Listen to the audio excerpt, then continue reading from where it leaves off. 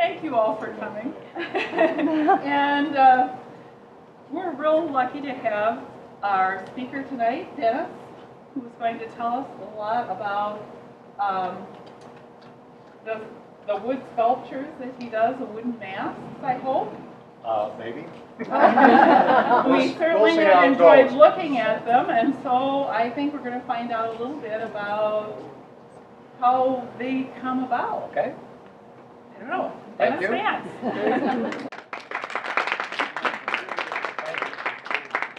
Thank you all for being here tonight. Everybody said, "Oh, gee, I wish the crowd was bigger." You never know what you're going to get when you do these things. And sometimes you think you're going to get 10, and you get 60, and you think it's going to be 100, and it's 10. So, thank you for being here. But more importantly, I want to thank the cooperative here. I've worked with a number of them. And I must tell you that all art cooperatives have good people. They're there for the right reasons. And they're there because they all have a passion about this thing. And that's very important. But in addition to that, this group here has been just super cooperative in everything that Kara and I have tried to do. And so I thank you for that. I would like, just for a second before I start, to introduce some friends of mine that have come. Mel and I have been college buddies. We've worked together a long time. Over 10 years. Mel Sunby and his wife Sally, they're from Eau Claire, Wisconsin. Mel has been a working artist since 19 years old, somewhere around there. Yeah. His MFA is from the University of Iowa in sculpting, but he's done a lot of painting and watercolors and everything else. So and they came down especially to hear my speech tonight. I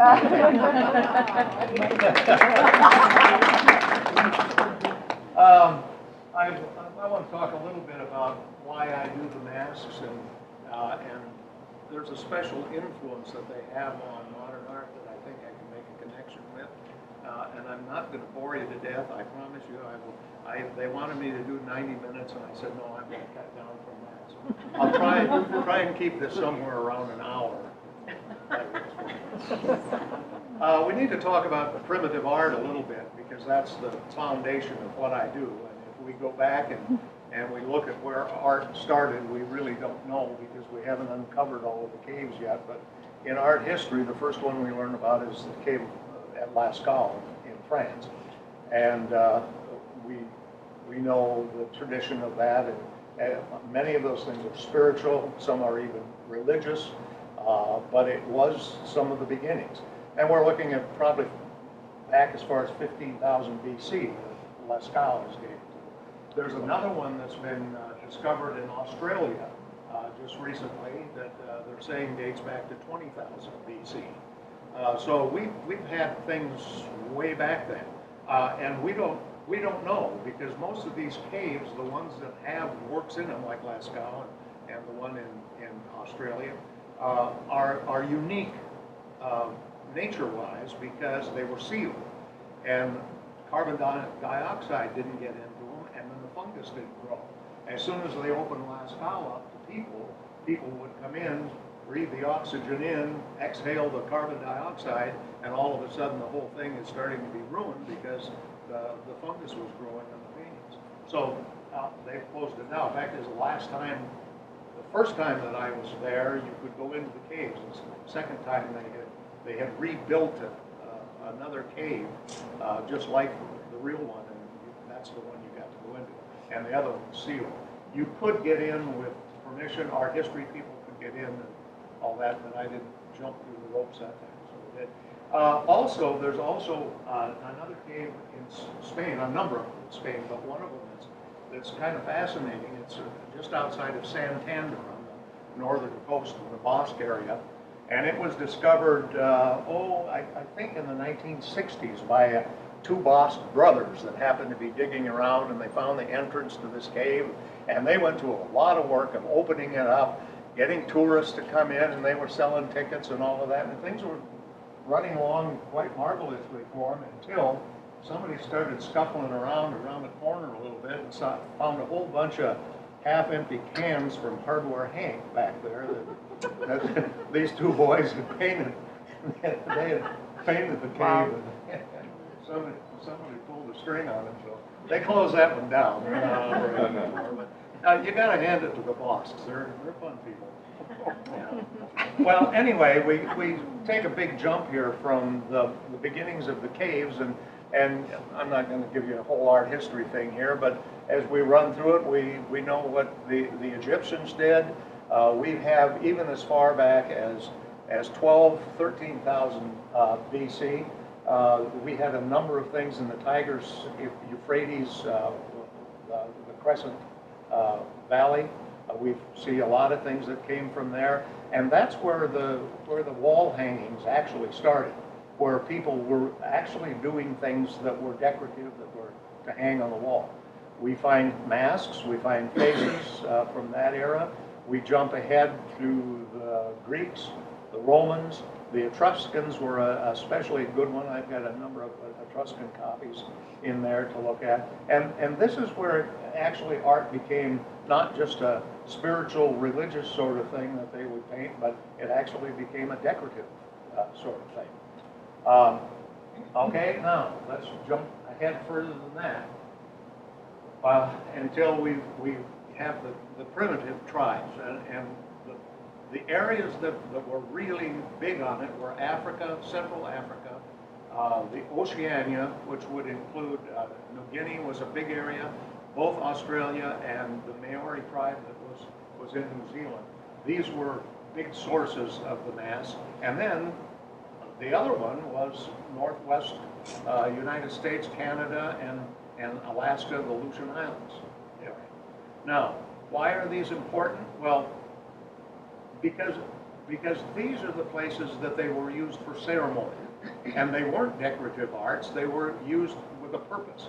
And they carried spiritual, religious, all of those kinds of things. And we don't know how far back they go. We're kind of thinking that the bulk of them started maybe around the 16th century and the 17th century. However, we really don't know for sure because of a number of reasons. Number one, they were ceremonial things. They weren't made to last. They were probably a lot of times just used in one ceremony, and they may have been discarded. So we don't have any background to that. Secondly, the materials were things that primitive people could carve. And even in the 15th century, these primitive tribes didn't have tools and didn't have metal tools. So they probably had to work with wood, and that's part of the reason that I do it, is because wood was one of the popular ones. Now, you also found ivory. You find some terracotta ones, especially in Mexico and South America and those areas. So the history of these masks really, as best we know, probably started in the 16th, 17th century and then continued. Now, as far as today is concerned, it really doesn't take place. Most of these tribes don't have their primitive ways. They will do it for tourists. If you go to Central Africa or New Guinea, you can get into a thing just like you can watch the hula dancers in Hawaii. But the meaning of it and the spirituality probably isn't the same. Now, it isn't that they don't do it privately, but they don't. The masks are kind of tourist trap sorts of things anymore. Okay, what did this mean? How did it affect modern art? In the early 1900s, there were a number of really important artists that started to catch on to this. We're looking at Picasso, Matisse, Laminec, Gris, Gauguin, all of these. And if you'll notice the names that I just picked, about 4 out of the 5 right there became the Cubists, didn't they? They started the Cubist movement. Well, why did that happen? I'm going to have to read this quote because it's from Gertrude Stein. And if any of you have read Gertrude Stein, you read a page and then you have to stop and say, okay, what was she talking about there? And then you read it again, and you might get it the second time, probably not. Here's a quote from Gertrude. And she's talking about why these people started to recognize these in this case, African masks, because of the connection. They didn't have contact as easily with Oceania or North America, but most of these are from African masks. Gertrude Stein understood this very well. In her book on Picasso, she explains the basis of his struggle as he broke from tradition into the early 1900s. Now get ready. With the exception of some African sculpture, no one had ever tried to express things seen not as one knows them, but as they are. One sees them without remembering that they have looked at them. I'm going to do that again. I didn't make that up. With the exception of some African sculpture, no one had ever tried to express things seen not as one knows them, but as they are when one sees them without remembering they looked at them. Okay, what does that mean? Well, I'm going to tell you my interpretation. I may not even be close to Goethe's. When these guys started, now remember we had variation from the traditional art in the late 1800s with the Impressionists especially, and they were starting to go a direction. However, when this thing hit and Cubism started, it was Katie bar the door. And what she's saying in here is that they broke from the traditional realistic type of art and they looked at things subconsciously. When she says they looked at things without remembering they looked at them, I think she's saying they did it subconsciously because they were developing new ideas. The Cubists, for example, as we all know, took planes. If they were to do a face, there would be a plane for this cheek, there would be a plane for the forehead, and everything was built on blocks, and they would turn them around. Well, Picasso very quickly started to say, well, they don't have to be in an order. We can put one eye here and one eye up here, and that's where it happened. So that's where we're going to go here. We're going to look at a couple things, but remember what they were trying to do, and again, influenced by these cultural masks that had come along. Strangely enough, that the Africans and the Papao and the Maori and the Northwest Native Americans were kind of on the downhill by the 1900s. Their little rituals, sects, and spirituality things were kind of dying out. That they were becoming, especially Africa, we had Christian missionaries that were going down there. They were being converted by the tens of thousands, so kind of dying out. Okay, we've got this one right here. This one's hanging on the wall in the other room, and I apologize for it being labeled wrong. It's labeled as an Etruscan one, but it's in the proper place in Oceania. But just look how they've taken planes in geometric shapes and made eyebrows that are not eyebrows, but they represent the spot that they would be, but they become an interesting shape. And in incorporating all of these things, that's where the design comes from. And the strength, as I see these cultural masks, number one is design. They really knew what they were doing. And these are totally untrained. I mean, these people weren't going to Chicago Institute and then going back to Maui and building the mask. This was all the eye that was doing this. But this is where it started. And you can see the spin-off from here to Cubism, can't you? Okay? This is that one was Oceania. This is a little bit more of the African style. But again, notice the planes, and again, look at the design. It was quite uniform, except that their tools were not really very good. They didn't handle them well, and so they were almost like children did it. You know, things aren't quite straight, and I kind of like that because I don't have to measure stuff. I just do it. Oh yeah, that's nice and crooked. You know, that works. Yeah. But again, you know, look at they've just taken shapes and thrown them together. Okay.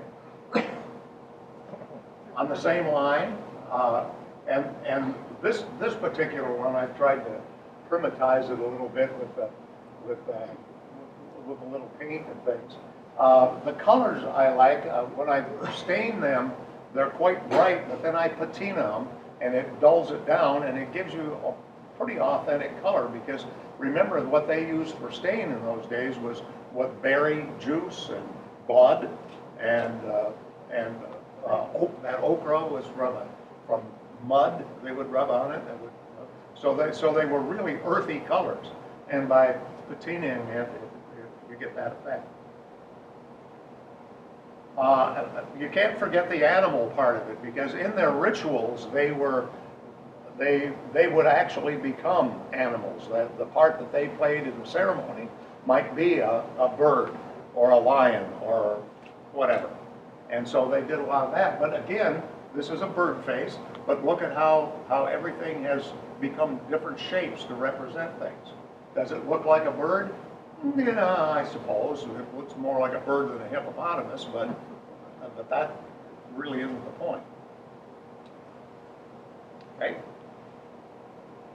This is one that's just around the thing, and this is one of the last ones I did. I did this just before Christmas, and I got onto this idea of the mirror image, which many of Picasso did a number of. I got one a little while here. I'll show you what Picasso did.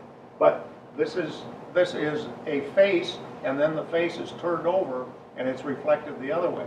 But it's nothing more than a series of geometric shapes put together in just a really very good design that works. Okay? This is appropriate this week because for those of you that turned on television last Sunday night to listen to Renee Fleming sing the Star Spangled Banner, and do it correctly, by the way. I did like that. And then you stayed on to watch the Bruno Mars concert. There was a football game in between them. Well, one team played football, but it was the Seahawks. Now this is a perfect example of what we're talking about. This, of course, represents the Seahawk, but notice the shapes. All they've done is give planes for this, put a plane here, and it becomes cubism in its own simple little way. And we see this all over the place. Now, of course, this is Northwest Native American Indians, but you see it all over the place in logos for things. You know, we have lots of companies. Okay. Now, okay, where did this go into modern art? This, of course, is one of Picasso's self-portraits. But see what he's done here with the areas and the planes. There's no shape to his face like this. His nose isn't shaped like our noses are. He's got a flat area across the butt. And what he's done here is almost, it looks like a wood carving. He did it as a painting, but it almost becomes a wood carving. Okay. This is another one of Picasso's, and here he's taken, this was a great trick that he came up with, and lots of people have copied it, where he's got a front face, and then he's got the profile that fits into it, and then just he puts the design into it. But again, the strength of it is the design. This is one of Matisse's portrait that he did, same sort of idea. His is all face first, but you've got two different faces there as far as the composition is concerned. Here's the reflective one. This is Picasso's girl looking in the mirror one. And okay, is the reflection the same thing? No, but he doesn't intend it to be that. And again, look at the face with the profile on this side and the front face this way. And then he just uses the body. You know, I mean, there are shapes in there that represent things, but if you look closely, most of them are in the wrong place, or at least as we're used to seeing. But he just makes a design out of it. And this is probably of all of the people, all of the historians that talk about it, this is the one that they say, this is the beginning of modern art. This is his Les Demoiselles d'Avion, and this was the biggie, and this opened the door to everybody. And all he's done here is take all of these shapes, and there you can see what it is, but it certainly isn't shaped like it's supposed to. I'm being very careful with my words here. This one. But he's using the planes, and not just in the faces, but in the entire body in this particular case.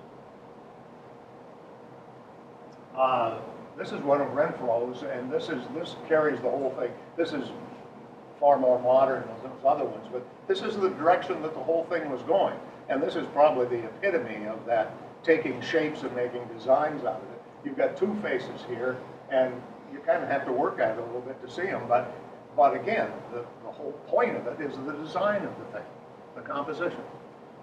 Okay? This one I particularly like because this is the Picasso idea of the profile of the full face. Anybody know the artist of this one? It's done by a student of a woman by the name of Elaine Barble. She's from California, and she's an elementary teacher. This is a little girl in 3rd grade that did this. Can you imagine the things that art teacher is turning out, and she's got kids doing this in 3rd grade? I marvel at this. Isn't that something? I mean, that's going to sell for $30 million someday. But the whole point is that she's just using it as an exercise, and these kids are successful with it. Well, this is Picasso at his best, and I sell mine for a lot cheaper than Picasso. But this is the whole idea of the turning planes against each other, and things don't appear exactly the way they're supposed to, but there's enough information for you to know what it is, you know. Okay? I will be happy to take some questions if you got. It didn't go 90 minutes. Yeah. Do you have a name? I see you have the title for your paint, your work in there. And does the name come up after the job is finished, or during the job, or does it come up before? Yes. It depends on the piece. If it's an authentic copy that I'm doing, when I say copy, I don't copy specifically. Right. I use the ID. Yeah, right. I will give them a name of the tribe or of the area that they're from, especially with the African and the Oceanian, as I do that. Now, the other ones that you see, these strange names, who knows where they come from. Sometimes Kara will just make them up, or she'll get the phone book out and go like this. That's Dwight. Oh, is that right? Oh, sometimes, yeah. Well, as I went down through them all tonight, I looked at the titles, and I could see in the work something that would represent the name well. And I congratulate you on your ability to make those things come out. Have you considered being an agent? I'm with you. A lot of them are legit, but then some of them are just kind of flippant. It depends on the piece. If it's a goofy little piece, it can take a light, for example. That came from football. That came from Oh, that's football. right, it did. Thank you, because it's shaped like a football. Yeah. Yeah. Heisman, yeah. They were in there. They were in there. I saw his name. The Third chair alto, I might add this, third chair alto, I saw some people talking about it. I was a band director for 40 years, so there's a little bit of that in there. Well, we've seen a lot of artwork, and we've seen it displayed and hung. Lots of times the title does not do the work, doesn't seem like it goes with it. Description is much better, but it's fun to see an artist do a job for a reason and have that put together because the expression comes out stronger. It seems to me if they feel what they're doing. And it looked to me in there tonight, I think you did a wonderful job. Thank you. Well, some of them are serious, you know, but some of them are just to be fair to it. Question? Yep. I think that there are some of these influences carried over into Dada surrealism. Oh, no question, yeah. Also, I was thinking especially of Max Ernst. He seems to use a lot of these. And the other part that might be congruent with surrealism is that you mentioned the unconscious part. They were big on, deriving influences from dreams and the unconscious. And some of these, they have bubbled up. As a matter of fact, Salvador Dali had quite a collection of African masks too. That's what I thought. Yeah, subconscious. Yeah, yeah. I did a triptych some years ago of the screen, 3 different faces of the screen. Yeah. Yeah. I think that's what Gertrude Stein was talking about. There is that a lot of this came from the subconscious. Now, after you'd looked at the thing. Yeah. But then the thing developed not as a literal translation, but as a maybe spiritual translation. Yeah. Good.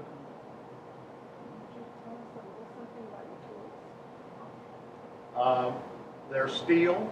One of them is 12 inches long, and the other is 16 inches long, and you go like that. I start everything with chainsaw. Well, not the little tiny ones, but everything is shaped with a chainsaw. Like this one, for example. That was a log about this big around, and I think it's 7 feet tall.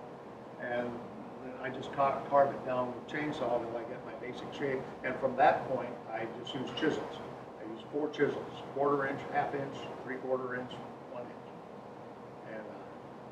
and a 2-pound sledge and an arm that gets very tired.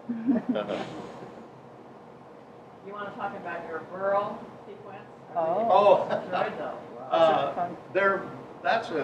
Well, Jimmy can tell you about that. That wood carvers that do the really fine stuff that they do. You can't control those burls because the grain of the thing it just goes wherever it wants. You take something like this, that's a big chunk of white oak, and it's got a very consistent grain to it, and you can expect what's going to happen when you take a chunk out of it. However, those burls, you never know what you're going to get. And so that's why you get these crooked faces, and the eye is over here, and the nose is half gone. And that isn't on purpose. The wood made me do that. And that's why they're so fun, though. Yeah.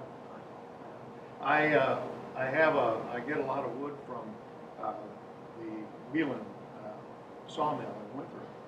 And when his guys go out to cut timber, they have these burls, where a branch has been cut off from it, and then it heals itself with this burl that goes around, and they cut them off because they don't roll right with that knob on it.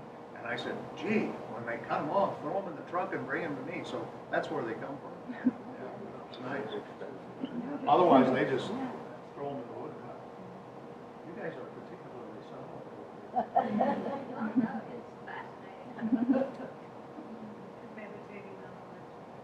There we go. I'm waiting so I can go in there and look. I got your light on it. Oh, all right. Do you have a DVD or a video? No, I don't. I've got some childhood pictures. I've got a website. Not in action. You need to talk to Mel. He's made a couple of great DVDs. I love you, especially your watercolor. No, I don't. Because I'd like to see you in action. Well, I was at, I'm familiar with that agribusiness center that's in Independence on the highway. I was out there for a couple of years, and they kept wanting me to do demonstrations, and I did a couple. But the problem is, it takes so long that people are bored silly. I'm going in there with a chainsaw and hacking off wood, and you don't see anything until I actually get down to the chisel and start making the shapes of it. So it's not like Mel was at the Renaissance Festival in Minneapolis for 20 years. Too long. Yeah. But I would help him with demonstrations then. But he was working in ceramics, and he's an add-on sculptor, and so within 15 minutes or a half-hour demonstration, he would create something that was very understandable. Whereas with me, in a half hour, all I did was make a bunch of sawdust. So I think it's the medium, probably. Peter Lucas went down to Africa, she has a lot of Oh, really? passport masks. Yeah. Well, that's interesting because everybody thinks these things are really this big. Many of them were worn on their belts, and they were just tiny little things. To get through the territory. Yeah, that is the third chair alto that we talked about. That one was the third in a series of these that I did. Therefore, first chair alto, second chair alto. And it looks like an alto sax. Well, that's the band director in me that got that out of it. However, the idea came from a pipe from the Indians in Alabama. And it was a little ceramic pipe about this big. And it had that little fellow on there with a pipe, and I turned it into a saxophone. So, but it was only that big. And that's those little medallion things they did. And a lot of those were ceramic too. They both, okay. And ivory and ceramic were very common. And I see that this is something that's outdoors. You have, this is something that you would put outdoors and treat it. And say our town wanted to do something like this, would there be something that people put in their town Oh, sure. on the wood, and it was treated so it wouldn't? How long would that last, or what? It depends on where it is. If it's the wind and the rain and the snow, doesn't hurt it much at all. It's the sun. That's what you got to worry about. Now, if you've got it in a shaded area where the sun isn't beating on it, they'll last a long time. We've got one. How old is the lady? So 16 years, maybe 15. 16 years old, and I've refinished that once at 16 years. But it sits She's in the shade. up by the house, and it's maybe gets sun for a half hour during the day. Just dries it up? It'll actually rot after a while. The big thing is, and you can't see this, but this is sitting on a cement base. But underneath here, I take the tops off Gatorade bottles, little plastic things. So this is sitting up about half an inch above. If you set it down on the cement, it'll suck water. The wood will suck water out of the cement. But if you get some air through there, then it'll keep it dry. That's the biggest problem. And then just the color deteriorates, and you have to refinish it once in a while. Same as your house. This one is in Cedar Falls, some people's backyard. I think this is 3 years old. Is that right? And I looked at it not long ago, and I think this summer I'll go and give it a see. That would be a good idea. The ones that we live in a golf course in Independence, and the ones that are there, I will reseal them about every 5 or 6 years. The older ones that are 15 years old or so. In your mask studying, did they ever find like tribes or people wanting to preserve an image of a person in the tribe and make a mask out of something for the tribe to honor? Or Sure, yeah, and in the cases of the kings or the ruler or whatever the term was, yeah, they would do that. Yeah, but then again, it would be part of the ceremony. right.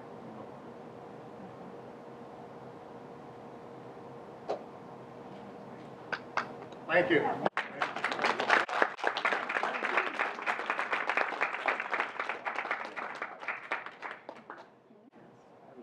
That's a good thing. Have you snatched your wife yet?